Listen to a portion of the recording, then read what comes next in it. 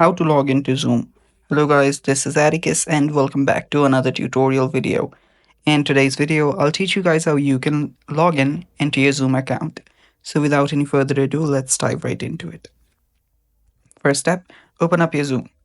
Make sure that you have the updated version of the app here, and this is what you should see right here.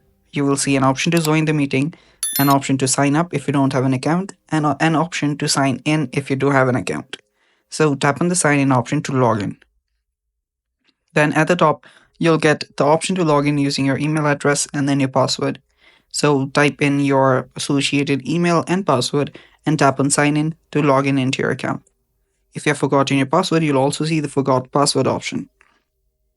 The other methods to sign in into your Zoom is by using your Apple account, your Google account, your Facebook, or your SSO. So you can log in using any of these as well. So just do either one of these. After you log in with either one of these, as you can see, you'll get logged in into your account, and that's basically all for today's video. Thanks for watching, stay tuned for more, and bye bye.